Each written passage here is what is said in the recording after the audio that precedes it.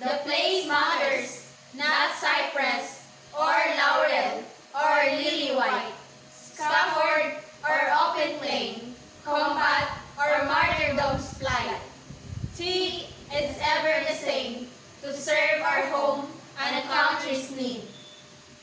I die, just when I see the dawn break, through the gloom of night, to herald the day. And if colors is lacking my blood, those shall take, poured out at need, for thy dear sake, to die with its crimson, the waking ray. My dreams, when life first opened to me, my dreams, when the hopes of youth beat high, were to see thy love face, O gem of the Orient Sea, from gloom and grief, from the care and sorrow free. No blush on thy brow, no tear in thy eye. Dream of my life, my living and burning desire. All hail, Christ the soul that is now to take flight. All hail, and sweet it is for thee to aspire, to die for thy sake, that thou mayst aspire, and sleep in thy bosom eternity's long night. If over my grave someday those years grow, in the grassy sod a humble flower, draw it to thy lips, and kiss my soul so, while I may feel on my brow, in the contact below, the touch of thy tenderness, thy breath's warm power. Let the moon beam over me soft and serene, let the dawn shade over me its radiant flashes, let the wind with sad lament over me keen, and if on my cross a bird should be seen, let it thrill its hymn of peace to my ashes, let the sun draw the vapors up to the sky.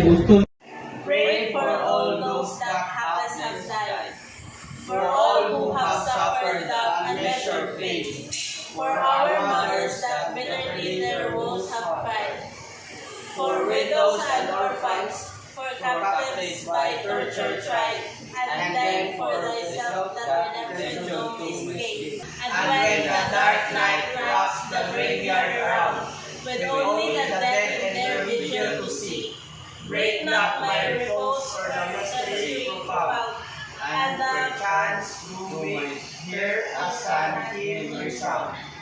He is, O my country, raising a song unto you. And even my grave is remembered no more, unmarked by never a cross nor stone. Let the ploughs be through it, let the spade turn it o'er, that my ashes may carpet earthly floor, before into nothingness at last they are blown. There will oblivion bring to me no care, as over thy wells and plains I speed, traveling and friends in the space and air, with color, light, and song and lament. I fear ever repeating the faith that I keep.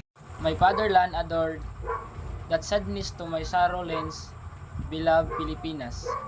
Here now my last goodbye, I give the all parents and kindred and friends, for I go where no sleep before the oppressor bends, where faith can never kill, and God reigns ere on high. Farewell to you all, from my soul torn away.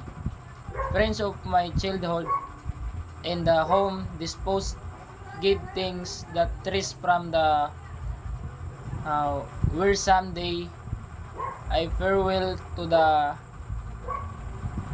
so sweet friends that lightened my way.